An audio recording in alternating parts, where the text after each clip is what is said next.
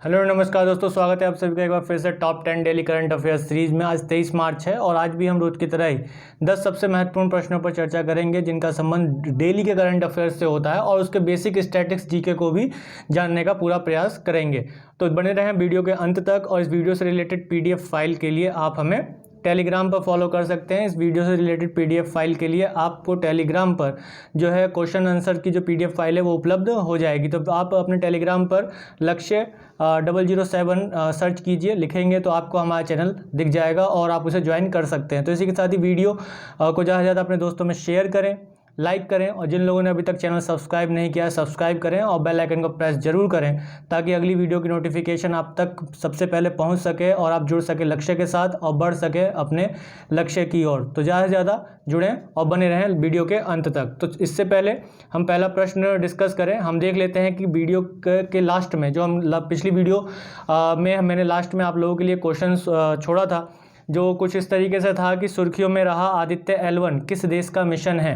तो ऑप्शन साहब भारत, दक्षिण कोरिया, बांग्लादेश या इनमें से कोई नहीं। तो इसका सीधा सा आंसर है आदित्य L1 यानी आदित्य, जो कि एक भारतीय नाम स्पष्ट रूप से दिख रहा है जिसको हम सूर्य के लिए डिनोट करते हैं। किसके लिए डिनोट करते हैं? सूरज के लिए डिनोट करते हैं। तो भारत इसका आंसर होगा आदित्य L1, जो कि भारत का पहला सूर्य के लिए मिशन है। सूर्य के लिए मिशन है। L1 जो डिनोट करता है वो एक ऐसे बिंदु को डिनोट करता है जहाँ पर इस बिंदु पर सूर्य और पृथ्वी का जो आकर्षण बल है वो समान लगता है। यानी कोई वस्तु अगर इस बिंदु पर है तो वो बीच में ही अधर में ही लटकी रहेगी, क्योंकि यहाँ पर सूर्य और पृथ्वी दोनों का ही जो आकर्षण बल है वो एक समान रूप से लग रहा है। तो L1 यानी कि लॉग्रेंजी 1 कहते हैं। तो यानी कि पृथ्वी और सूर्य के बीच में अगर एक सरल रेखा खींचे तो एक बिंदु ऐसा आता है जहाँ पर सूर्य और पृथ्वी का एक समान रूप से आकर्षण बल समान पड़ता है। तो यहाँ पर इस प्रश्न का उत्तर बहुत से लोगों ने काफ़ी अच्छा दिया है।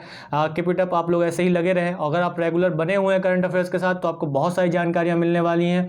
और इसके साथ ही आप बनने वाले किसी भी एग्ज़ाम में, चाहे वो जीएस से रिलेटेड कोई सा भी एग्ज़ाम हो, चाहे आप लोक सेवा आयोग की तैयारी कर रहे हो या 10+2 लेवल की तैयारी कर रहे हो, तो प्रश्न कुछ भी बाहर नहीं जाने वाला है।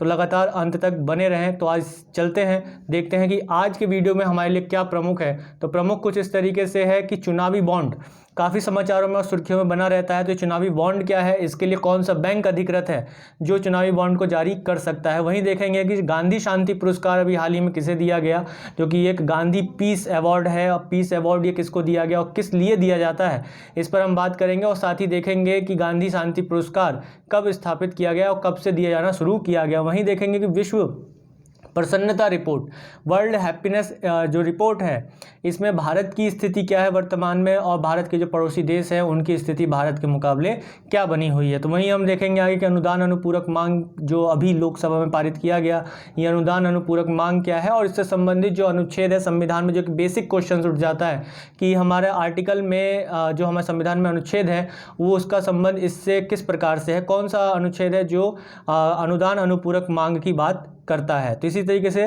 देखेंगे कि अभी हाल ही में कैच द रेन अभियान की शुरुआत की गई। क्या है ये अभियान और इसका संबंध किस तरीके से केन बेतवा लिंक परियोजना से भी है।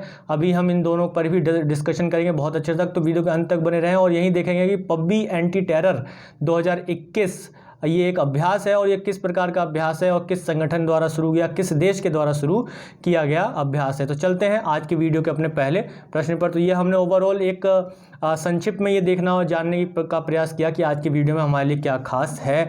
तो चलते हैं आज की वीडियो के अपने पहले प्रश्न पर। तो पहला प्रश्न है कि हाल ही में भारत सरकार ने गांधी शांति पुरस्कार से किसे सम्मानित किया है। तो वही प्रश्न आ गया गांधी शांति पुरस्कार वाला। तो इसमें ऑप्शन है पीएम शेख हसीना, बंग बंधु शेख मुजीबुर रहमान, आंग सांग सू की या इनमें से कोई नहीं। तो इसका आंसर होगा, बड़ा ही स्पष्ट आंसर हो सकता है अगर आप थोड़ा सा भी लॉजिक लगाएंगे, तो बंग बंधु शेख मुजीबुर रहमान, ये बांग्लादेश के राष्ट्रपिता कहे जाते हैं। और भारत सरकार ने अभी बंग बंधु शेख मुजीबुर रहमान को वर्ष 2020 के लिए गांधी शांति पुरस्कार से सम्मानित किया है। और वहीं 2019 के लिए गांधी शांति पुरस्कार जो दिया गया है वो ओमान के दिग्वंत यानी कि स्वर्गीय सुल्तान कबूस बिन सैद अल सैद को दिया गया है। किसके? ओमान के ये सुल्तान हैं उनको दिया गया है 2019 का।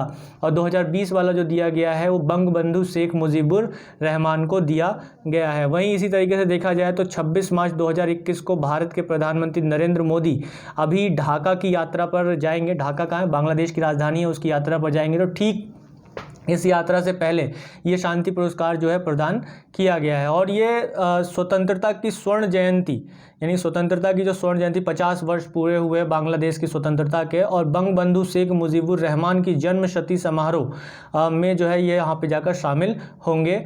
और बंगबंधु शेख मुजीबुर रहमान पहले राष्ट्रपति थे बांग्लादेश के, और इसके साथ ही वो बाद में बांग्लादेश के प्रधानमंत्री भी बने थे। इसी के साथ देखें तो उन्हें राष्ट्रपिता या मुजीब कहा जाता है, राष्ट्रपिता या मुजीब कहा जाता है किसका, बांग्लादेश का राष्ट्रपिता या मुजीब कहा जाता है। जिस तरीके से भारत के राष्ट्रपिता के रूप में किसको माना जाता है, भारत के राष्ट्रपिता के रूप में महात्मा गांधी को माना जाता है। तुर्की के राष्ट्रपिता अतातुर्क हैं, कमाल अतातुर्क हैं। उसी तरीके से बांग्लादेश के राष्ट्रपिता के रूप में जो जाने जाते हैं वो कौन जाने जाते हैं, मुजीबुर रहमान।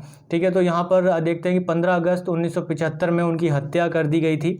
जो शेख मुजीबुर रहमान है उनकी हत्या 15 अगस्त 1975 में कर दी गई थी। गांधी शांति पुरस्कार 2019 के विजेता सुल्तान कबूस आधुनिक अरब दुनिया के सबसे लंबे समय तक शासन करने वाले नेता थे। कौन, सुल्तान कबूस। सुल्तान कबूस जो है वो आधुनिक अरब दुनिया के शासन करने वाले सबसे लंबे समय तक शासन करने वाले नेता रहे, और जनवरी 2020 में उनका अभी निधन हुआ था पिछले वर्ष। तो इसी के साथ ही देखते हैं कि गांधी शांति पुरस्कार क्या है। तो यह है एक अंतर्राष्ट्रीय गांधी शांति पुरस्कार है जिसे महात्मा गांधी के नाम पर रखा गया है, और यह पुरस्कार भारत सरकार द्वारा प्रदान किया जाता है, और इसे गांधीवादी विचारधारा को श्रद्धांजलि देने के रूप में प्रस्तुत किया गया था। तो गांधीवादी विचारधारा पर चलकर जो लोग काम करते हैं, राजनीतिक या सामाजिक आर्थिक परिवर्तन में योगदान देते हैं, किस विचारधारा पर चलकर, गांधीवादी विचारधारा पर चलकर, गांधीवादी आदर्शों पर चलकर, तो उनको ये वार्षिक पुरस्कार दिया जाता है। प्रतिवर्ष ये पुरस्कार प्रदान किया जाता है जो गांधीवादी विचारधारा पर चलते हैं। और इस पुरस्कार की शुरुआत जो है 1995 में की गई थी। कब की गई थी, 1995 में की गई थी दोस्तों। और ये 1995 में गांधी जी के जन्म दिवस 125वां जन्म दिवस मनाया गया था। और अभी हम हाल ही में देख रहे हैं कि गांधी जी का जो जन्म दिवस मनाया जा रहा है 150वां जन्म दिवस मनाया। तो इस तरीके से हम देखते हैं कि 1995 में गांधी जी के 125वें वर्षगांठ के अवसर पर इस पुरस्कार को लॉन्च किया गया था। और इस पुरस्कार में 1 करोड़ रुपए की नगद राशि, एक पट्टिका और इसके साथ ही एक प्रशस्ति पत्र जो है प्रदान किया जाता है। तो इसी के साथ चलते हैं दोस्तों वीडियो के अगले और एक और महत्वपूर्ण प्रश्न पर। तो दोस्तों ये बिहार राज्य के स्थापना दिवस को लेकर प्रश्न है कि 109वां स्थापना दिवस बिहार राज्य का कब मनाया गया। तो दोस्तों जो बिहार लोक सेवा आयोग की तैयारी कर रहे हैं या बिहार से रिलेटेड जो परीक्षाओं की तैयारी कर रहे हैं उनके लिए प्रश्न बहुत ज़्यादा महत्वपूर्ण बन जाता है। और ऐतिहासिक दृष्टि से देखें तो ये इतिहास में एक महत्वपूर्ण योगदान देने वाला राज्य बिहार, इससे संबंधित जो प्रश्न है वो स्पष्टता दिखाई दे जाते हैं हमें अलग अलग क्षेत्रों में। तो देखते हैं, तो इसका उत्तर होगा आपका 22 मार्च को बिहार का स्थापना दिवस मनाया जाता है। तो बिहार 22 मार्च 2021 को अपना 109वां स्थापना दिवस मना रहा है, और इस स्थापना दिवस को बिहार दिवस के रूप में जाना जाता है। इस दिन हर साल 22 मार्च को ये मनाया जाता है। ये दिन कौन सा दिवस, बिहार दिवस हर साल 22 मार्च को मनाया जाता है। कब मनाया जाता है, 22 मार्च को मनाया जाता है। और ये बिहार राज्य के गठन का प्रतीक है। और इस दिन बिहार को ब्रिटिश सरकार द्वारा बंगाल से अलग करके 1912 में बनाया गया था।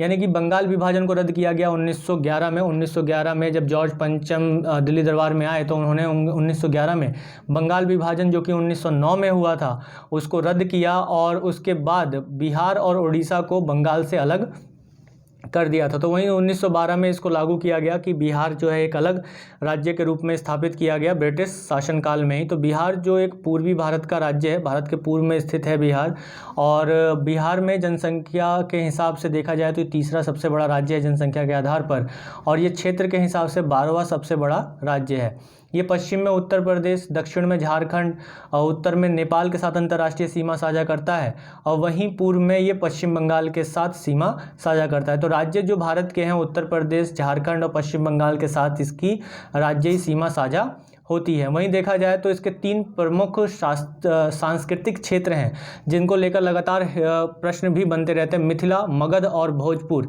ये शहर जो हैं ये ऐतिहासिक दृष्टिकोण से काफ़ी महत्वपूर्ण शहर है। मुख्य रूप से मगध जो कि 16 महाजनपदों में से एक प्रमुख महाजनपद था, और आगे चल के मगध ने पूरे भारत और भारत के बाहरी सीमाओं पर भी शासन किया, जिसमें प्रमुख शासक हुए मुख्य रूप से जो मौर्य वंश था वो प्रमुख माना जाता है मगध साम्राज्य में। उसके बाद अलग अलग वंश यहाँ पर आए। तो वहीं हम देखते हैं कि इस राज्य की आधिकारिक भाषा क्या है, हिंदी और उर्दू है। और इस राज्य के स्वतंत्रता के बाद प्रथम जो मुख्यमंत्री बने थे वो श्री कृष्ण सिंह बने थे। तो दोस्तों ये था आज का हमारा दूसरा एक और सबसे महत्वपूर्ण प्रश्न। वीडियो को पॉज कीजिए, डिटेल्स को नोट डाउन कीजिए, बहुत ही महत्वपूर्ण फैक्ट्स हैं और ये फैक्ट्स आपके पास बड़ी ही बारीकी से ढूंढ कर लाया जाता है ताकि आप अच्छे से अच्छा अपना परफॉर्मेंस दे सकें अपने एग्जाम्स में। तो इसी के साथ ही चलते हैं वीडियो के तीसरे प्रश्न पर। तो तीसरा प्रश्न है कि विश्व प्रसन्नता रिपोर्ट 2021 में भारत का क्या स्थान रहा है। भाई विश्व वर्ल्ड हैप्पीनेस रिपोर्ट की बात हो रही है यहाँ पे, और अक्सर ऐसे रिपोर्ट से क्वेश्चन बनते रहते हैं। तो 139, 140, 100 यानी कि 100 या फिर 95, तो इसका आंसर होगा 139। अभी विश्व प्रसन्नता रिपोर्ट 2021 में भारत का जो स्थान रहा है वो 139वां स्थान रहा है। तो 139वां स्थान किसका रहा है? भारत का स्थान 139वां रहा है। तो 139वें स्थान के साथ विश्व में 139वां स्थान है किसका? भारत का। तो संयुक्त राष्ट्र विश्व प्रसन्नता रिपोर्ट 2021 के अनुसार भारत 149 देशों में 139वें स्थान पर है। और विश्व प्रसन्नता रिपोर्ट 2021 की सूची में अगर देखा जाए तो शीर्ष पर कौन है? फिनलैंड शीर्ष पर है, और इसके बाद Iceland, Denmark, Switzerland, Netherland, Sweden, Germany और नॉर्वे, ये जो देश हैं ये लगभग ये सभी देश यूरोपियन देश हैं और ये सभी जो हैं इस सूची में शीर्ष पर हैं। फिनलैंड पहले स्थान पर है, फिर उसके बाद आइसलैंड, फिर डेनमार्क तीसरे पर, स्विट्जरलैंड चौथे पर। तो इस तरीके से एक क्रम में ये इस सूची में बने हुए हैं टॉप 10 में। इसी तरीके से United nation sustainable development solution network ने विश्व प्रसन्नता रिपोर्ट को जारी किया है। इसको किसने जारी किया है? United nation sustainable development solution network ने विश्व प्रसन्नता रिपोर्ट को जारी किया है। और 2019 में भारत 140वें स्थान पर था। पिछले 2019 की बात करें तो भारत किस स्थान पर था? 140वें पर। अभी एक स्थान का सुधार हुआ है, लेकिन हम ये कह नहीं सकते हैं कि बहुत अच्छा सुधार हुआ है, लेकिन एक स्थान का सुधार जो हुआ है वो 139वां सुधार हुआ है। तो इस रिपोर्ट के अनुसार अगर पड़ोसी देशों को देखें तो पाकिस्तान, बांग्लादेश और चीन, इनका स्थान जो है भारत के स्थान से बेहतर है।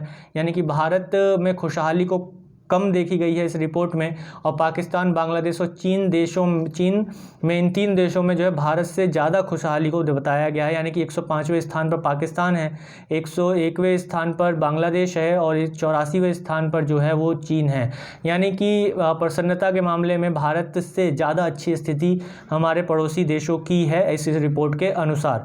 तो इस रिपोर्ट के अनुसार अगर हम देखें तो अफगानिस्तान दुनिया का सबसे दुखी देश है, और इसके बाद जिम्बाब्वे, रवांडा, बोत्सवाना और लेथोसो का नाम आता है जो सबसे दुखी देश हैं। इसी तरीके से देखा जाए तो अंतर्राष्ट्रीय प्रसन्नता दिवस प्रतिवर्ष 20 मार्च को मनाया जाता है, और ये मैंने पिछली वीडियो में कवर किया हुआ है कि अंतर्राष्ट्रीय प्रसन्नता दिवस कब मनाया जाता है। तो 20 मार्च को मनाया जाता है। तो यहाँ पे रिवीजन हो रहा है, ठीक है, यहाँ पे क्या हो रहा है? रिवीजन हो रहा है। तो चीज़ों को रिपीट जब होती हैं तो उसको एक बार सुना कीजिए। बेशक आपने उसे पहले लिख लिया है तो स्किप मत कीजिए वीडियो को। अगर आप स्किप कर रहे हैं तो रिवीजन को छोड़ रहे हैं, मतलब आप चीज़ों को धीरे धीरे पीछे की तरफ लेट गो कर रहे हैं, यानी कि भूल रहे हैं। तो रिवीजन बहुत ज़्यादा जरूरी चीज़ होती है। तो 20 मार्च को मनाया जाता है अंतर्राष्ट्रीय प्रसन्नता दिवस, और 2021 में इस दिवस की थीम क्या है? सभी के लिए खुशी, हमेशा के लिए खुशी। और इस थीम के साथ मैंने पिछली वीडियो में इस बात को रखा है आपके सामने और आपको इसके बारे में डिस्कशन आपके साथ किया है। तो अगली चर्चा को आगे बढ़ाते हैं और चलते हैं वीडियो के अगले प्रश्न पर। तो अगला प्रश्न भाई चुनावी बॉन्ड को लेकर है। हमेशा सुर्खियों में बना रहता है चुनावी बॉन्ड। इसकी बिक्री के लिए कौन सा बैंक अधिकृत है, यानी कौन सा बैंक ही चुनावी बॉन्ड को बेच सकता है? चुनावी बॉन्ड क्या होता है इस पर अभी मैं चर्चा करूंगा, लेकिन इससे पहले इस प्रश्न का उत्तर देख लेते हैं। उससे उत्तर देखने से पहले ऑप्शन देखते हैं कि bank of Baroda, Punjab national bank, भारतीय स्टेट बैंक या भारतीय रिजर्व बैंक। तो इसका आंसर होगा भारतीय स्टेट बैंक। SBI के पास ये अधिकार है, वही बैंक एकमात्र अधिकृत है जो चुनावी बॉन्ड को बेच सकता है। कौन? भारतीय state bank, SBI, state bank of India. तो हाल ही में भारत सरकार ने स्टेट बैंक ऑफ इंडिया को चुनावी बॉन्ड या इलेक्टोरल बॉन्ड की बिक्री के लिए 4.1 करोड़ रुपए का भुगतान किया है, और भारतीय स्टेट बैंक द्वारा 13 चरणों में चुनावी बॉन्ड की बिक्री की जाएगी आगे। और चुनावी बॉन्ड के दस्तावेज को छापने के लिए भी भारत सरकार ने ही 1.86 करोड़ रुपए के अतिरिक्त खर्च भी किए हैं। तो चुनावी बॉन्ड क्या होता है, इस पर अगर एक दृष्टिकोण डाले तो ये कुछ इस तरीके से है कि भारत सरकार ने देश के राजनीतिक दलों के चुनावी चंदे को में पारदर्शी बनाने के लिए, चुनावी चंदों को क्या बनाने के लिए? पारदर्शी बनाने के लिए वित्त वर्ष 2017-18 के बजट के दौरान चुनावी बॉन्ड या इलेक्टोरल बॉन्ड शुरू करने की घोषणा की थी और इसे वर्ष 2018 में सरकार द्वारा अधिसूचित किया गया था। तो चुनावी बॉन्ड एक ऐसा बॉन्ड है जिसमें करेंसी नोट की तरह उसकी वैल्यू या मूल्य लिखा होता है और इस बॉन्ड के माध्यम से व्यक्तियों, संस्थाओं या संगठनों द्वारा राजनीतिक संस्थाओं को चंदा दिया जाता है। यानी कि अगर किसी राजनीतिक संगठन को चंदा देना है तो व्यक्ति जो है एसबीआई से चुनावी बॉन्ड को खरीदेगा और वो चुनावी बॉन्ड वो उस राजनीतिक पार्टी को ले जाकर दे देगा और वो राजनीतिक पार्टी एसबीआई में आएगी और एसबीआई से उतने रुपए लेकर चली जाएगी और वो बदले में बॉन्ड दे देगी। तो जो राजनीतिक दल जन प्रतिनिधित्व अधिनियम 1951 की धारा 29(a) के तहत पंजीकृत हैं और जिन्होंने बीते आम चुनावों में कम से कम 1% मत प्राप्त किया है, केवल वे ही चुनावी बॉन्ड प्राप्त कर सकते हैं। यानी कि जो जन प्रतिनिधित्व अधिनियम 1951 की धारा 29 में शामिल हैं, यानी कि जो पंजीकृत हैं और आम चुनाव में जो पिछला बीता गया आम चुनाव है उसमें कम से कम 1% मत प्राप्त किया है उन्होंने, उनको ही चुनावी बॉन्ड प्राप्त कर सकते हैं या चुनावी बॉन्ड के माध्यम से चंदा ले सकते हैं। तो ऐसे देखा जाए तो भारत सरकार ने चुनावी बॉन्ड को जारी करने के लिए किसे अधिकृत किया है?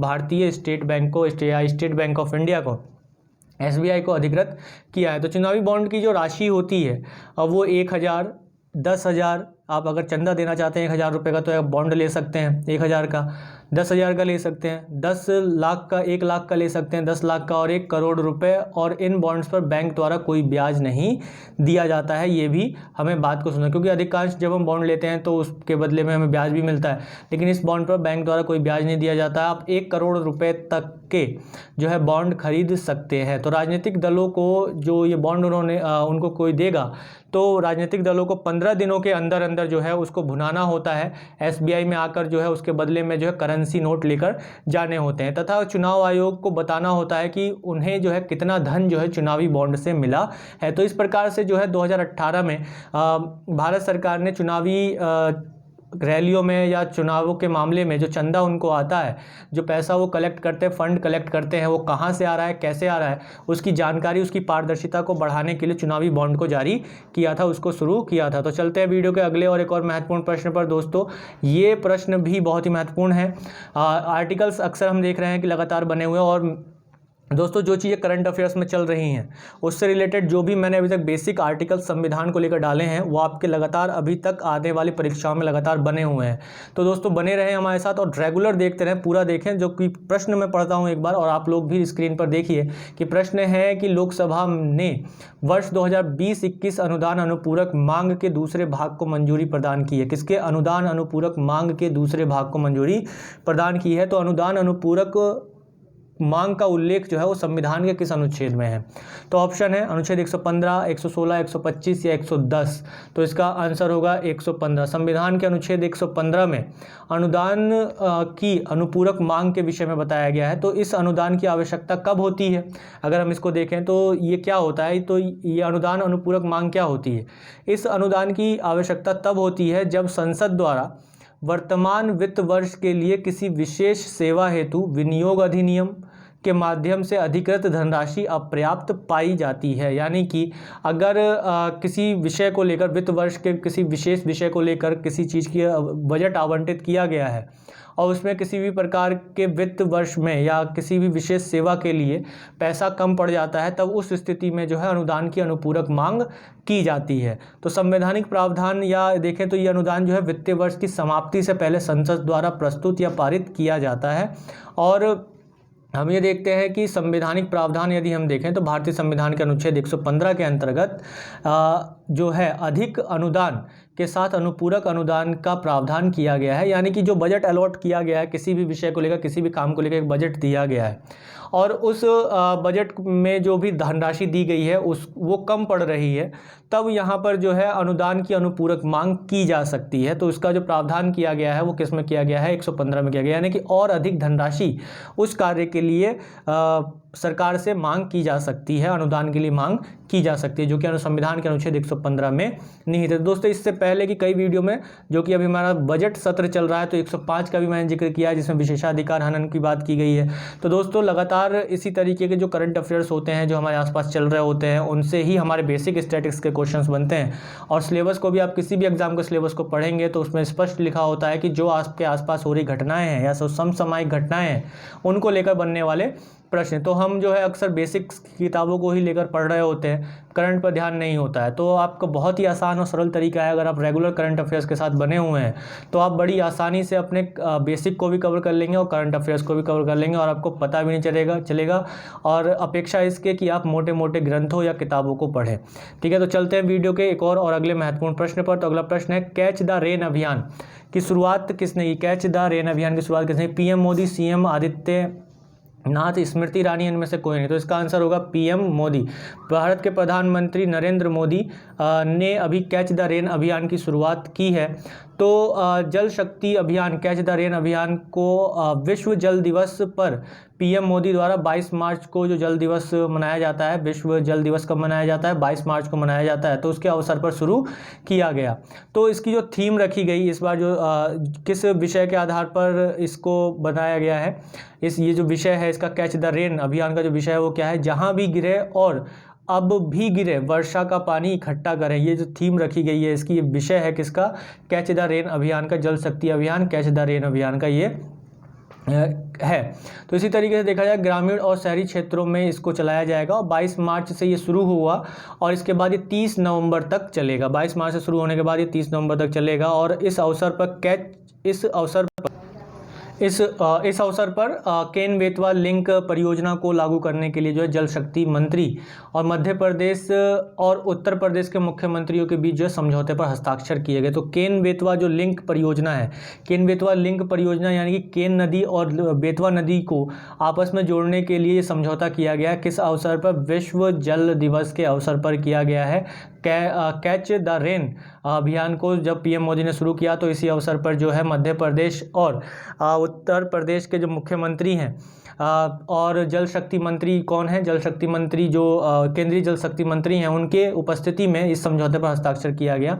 तो केन बेतवा लिंक परियोजना जो है नदियों को आपस में जोड़ने के लिए एक राष्ट्रीय परिक्षेप की योजना है, और ये केन बेतवा लिंक परियोजना जो है नदियों को आपस जोड़ने में पहली परियोजना है जो कि नदियों को आपस में जोड़ने की एक योजना है अभी वर्तमान में। तो केन बेतवा लिंक परियोजना के तहत क्या होगा कि पानी को केन से बेतवा में दौधन बांध के माध्यम से, किससे? दौधन बांध के माध्यम से। तो जो केन और बेतवा नदी है, यानी कि इसमें पानी को केन से बेतवा नदी में, किसमें? केन नदी से बेतवा नदी में दौधन बांध के माध्यम से स्थानांतरित किया जाएगा। और परियोजना से जो है ये मल्टीपर्पज़ प्रोजेक्ट होगा, यानी कि इसमें सिंचाई, पेयजल आपूर्ति और जल विद्युत उपलब्ध होगा। और इसके साथ ही यह मध्य प्रदेश के पन्ना, टीकमगढ़, छतरपुर, सागर, दमोह, दतिया, विदिशा, शिवपुरी और रायसेन जिलों को लाभ पहुंचाएगा। वहीं अगर देखें तो ये इसके साथ ही ये उत्तर प्रदेश के बांदा, महोबा, झांसी, ललितपुर जिलों को भी इससे लाभ प्राप्त होगा। तो ये उत्तर प्रदेश और मध्य प्रदेश की परीक्षाओं की तैयारी कर रहे लोगों के लिए भी, कैंडिडेट्स के लिए भी एक महत्वपूर्ण प्रश्न यहाँ से उठने की संभावना हो सकती है। तो एक एक लाइन को बड़े ध्यान से सुनिए और वीडियो को पॉज करें और इन सबको नोट डाउन करें। और इसके साथ ही इसके क्वेश्चन आंसर्स की जो PDF फाइल है वो आपको टेलीग्राम पर तो मिल ही जाएगी, वहाँ से आप इसे नोट डाउन, वहाँ से आप डाउनलोड करना ना भूलें। तो इसके साथ ही रेगुलर बने रहें और अंत तक देखें वीडियो को। आगे देखते हैं कि नदियों को जोड़ने की जो राष्ट्रीय परियोजना है, राष्ट्रीय आपस में नदियों को जोड़ने की जो परियोजना है वो 1980 में तत्कालीन सिंचाई मंत्रालय, जो कि आज वर्तमान में क्या है, जल संसाधन, नगदी विकास और गंगा कायाकल्प मंत्रालय ने तैयार की थी। केन नदी जबलपुर के पास कैमूर की पहाड़ियों से निकलकर 427 किलोमीटर उत्तर की ओर बढ़ने के बाद बांदा जिले में यमुना से मिलती है। बांदा जिले में, बांदा जिला कहाँ है? उत्तर प्रदेश में है। तो उत्तर प्रदेश के बांदा जिले में यमुना से मिलती है कौन? केन नदी। तो केन नदी यमुना की सहायक नदी भी है। तो बेतवा नदी मध्य प्रदेश के रायसेन जिले से निकलकर 576 किलोमीटर क्षेत्र में प्रवाहित होने के बाद उत्तर प्रदेश के हमीरपुर में यमुना में मिलती है। यानी कि दोनों नदियाँ उत्तर प्रदेश में मिलती हैं, एक बांदा में और एक हमीरपुर में। तो हमीरपुर में मिलती है यमुना में कौन? बेतवा। तो केन और बेतवा दोनों ही सहायक नदियाँ हैं। किसकी सहायक नदियाँ हैं? केन और बेतवा दोनों ही यमुना की सहायक नदियां हैं। तो दोस्तों ये बहुत ही महत्वपूर्ण डिटेल है इंटरलिंकिंग रिवर प्रोजेक्ट को लेकर, और या कहा जाए तो नदी जोड़ो परियोजना को लेकर। तो चीज़ों को नोट डाउन कीजिएगा आराम से, और चलते हैं वीडियो के हम लोग अगले प्रश्न पर। या हम मानचित्र पर देखें, अगर मैं यहाँ पे मानचित्र पर आपको दिखाऊं थोड़ा सा, तो आप इस प्रकार देख पाएंगे कि ये जो नदी है ये बेतवा नदी जा रही है, और ये यहाँ पर केन नदी है। इसको इस तरीके से यहाँ पे जोड़ा जाएगा, जो कि ये रेड लाइन आप देख रहे हैं यहाँ पर, ये जो ब्रॉड रेड लाइन है, ये केन बेतवा लिंक है, इन दोनों को जोड़ा जाएगा, जो कि दौखन बांध के द्वारा इनको जोड़ा जाएगा। तो यहाँ पर जो आने वाले ज़िले हैं उनको पर्याप्त मात्रा में जल सुविधाएं उपलब्ध हो पाएंगी। इससे पहले जब इसका प्रस्ताव रखा गया था तो बहुत से पर्यावरणीय विदों ने इसका विरोध किया था, क्योंकि इसके पास ही मैंने अभी आपको एक ज़िला बताया पन्ना। पन्ना में क्या है? पन्ना टाइगर रिजर्व है। तो इससे इस बात को लेकर आशंका बनी हुई है कि इसकी वजह से जो है पन्ना टाइगर रिजर्व का बहुत बड़ा हिस्सा जो है जल में डूबने की संभावना है, या जल से जो है भर जाने की संभावना है, जिसकी वजह से वहाँ की जो जैव विविधता है या जो बाघों की संख्या है उसमें कमी आ सकती है। तो अभी जो है इसको एनवायरनमेंट से भी क्लियरेंस मिल चुका है, तो इस पर अभी समझौता हुआ है उत्तर प्रदेश और मध्य प्रदेश। एक प्रश्न ऐसे भी बन सकता है कि उत्तर प्रदेश के साथ किस राज्य का समझौता केन बेतवा लिंक परियोजना के लिए हुआ है? तो मध्य प्रदेश के साथ हुआ है। तो प्रश्न बनने की संभावनाएं कई हो सकती हैं, बस हमें इतना पता होना चाहिए कि हमने किसी चीज़ को पढ़ा है तो कितनी सटीकता से और कितने अच्छे से पढ़ा है। तो इसी के साथ ही चलते हैं वीडियो के अगले और एक और महत्वपूर्ण प्रश्न पर। तो अगला प्रश्न है कि पब्बी एंटी टेरर 2021 पब्बी एंटी टेरर 2021 अभ्यास का आयोजन किस संगठन द्वारा किया गया? पब्बी एंटी टेरर 2021। तो नाटो, संयुक्त राष्ट्र सुरक्षा परिषद, संघाई सहयोग संगठन, या इनमें से कोई नहीं। तो इसका प्रश्न होगा, इसका उत्तर होगा क्या?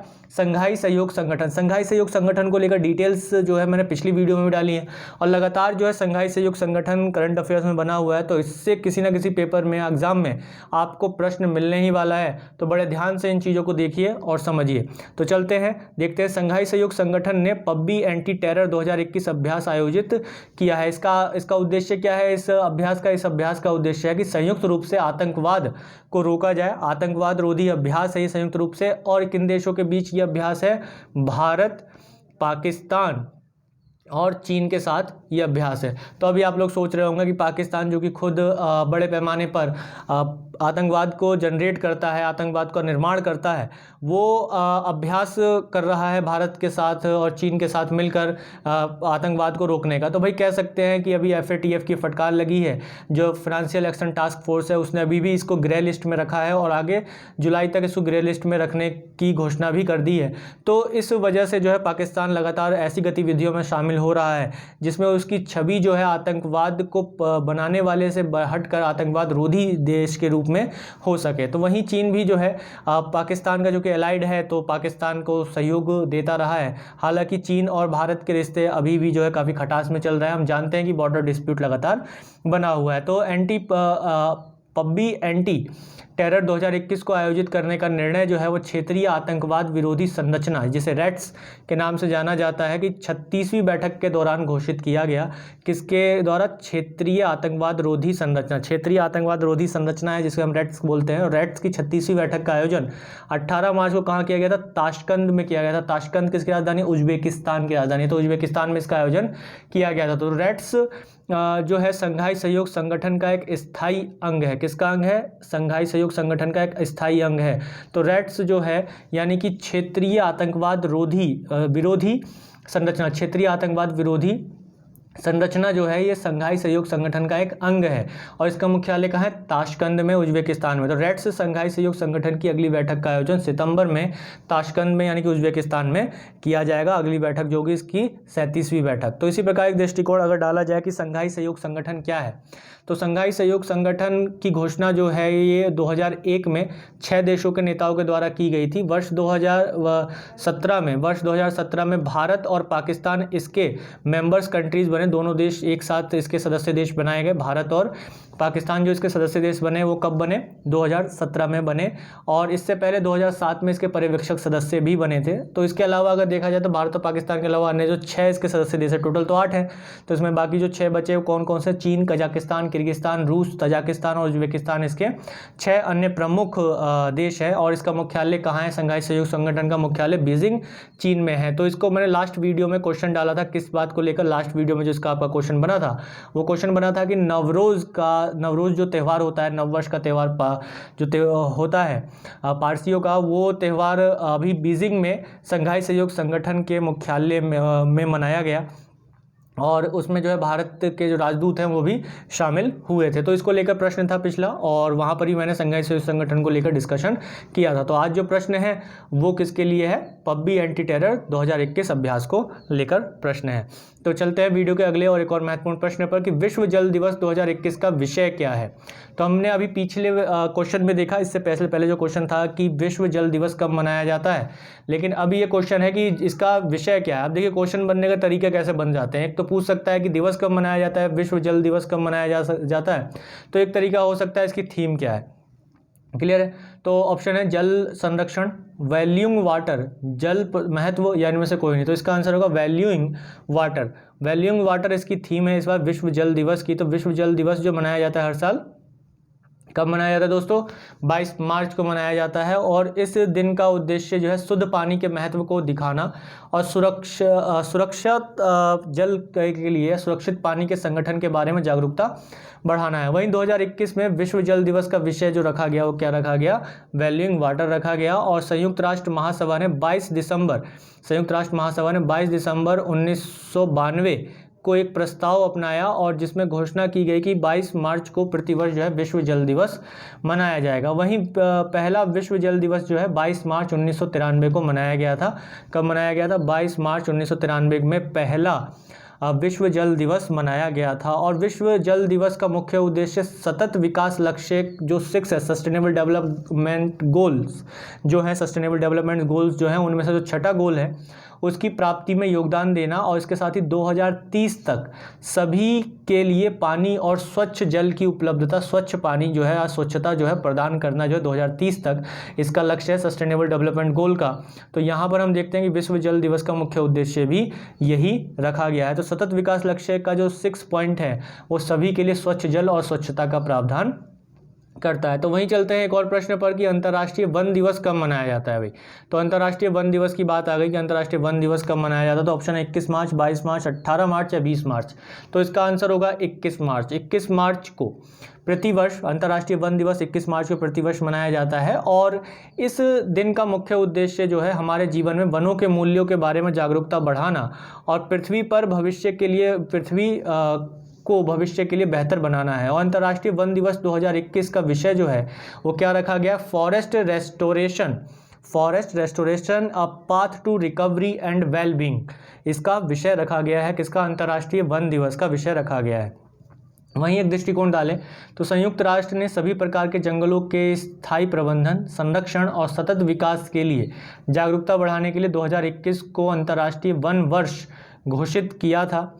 और संयुक्त राष्ट्र महासभा द्वारा 28 नवंबर 2012 को 21 मार्च को अंतर्राष्ट्रीय वन दिवस भी घोषित किया गया। तो इसी के साथ ही चलते हैं वीडियो के अगले और अंतिम प्रश्न पर। तो अंतिम प्रश्न है हमारा कि विदेश मंत्रालय का नया प्रवक्ता किसे नियुक्त किया गया। तो ऑप्शन है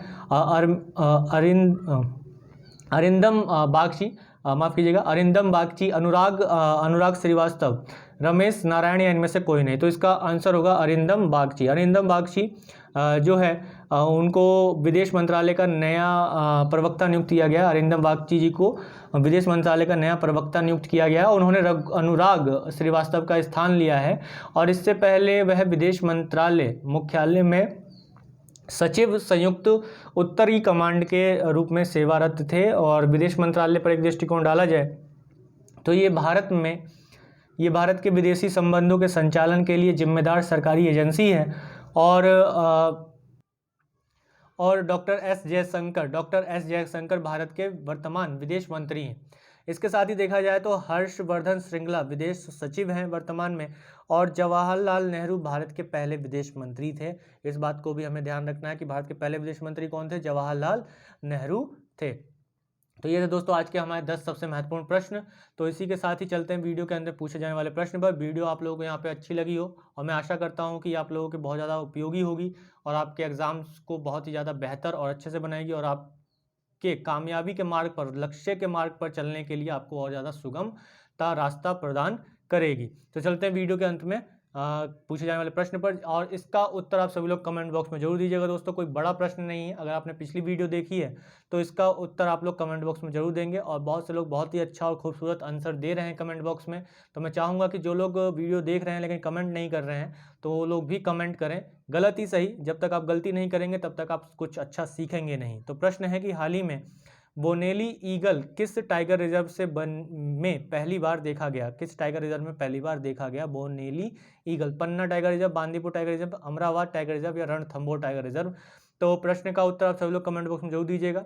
वीडियो अच्छी लगी हो तो लाइक कीजिए, शेयर कीजिए अपने दोस्तों में ज़्यादा और टेलीग्राम पर फॉलो करना ना भूलें ताकि आप अपनी वीडियो से रिलेटेड PDF फाइल को डाउनलोड कर सकें। शेयर करें अपने दोस्तों में ज़्यादा से ज़्यादा और जिन्होंने अभी चैनल सब्सक्राइब नहीं किया सब्सक्राइब करें और बेल आइकन को प्रेस जरूर करें। धन्यवाद।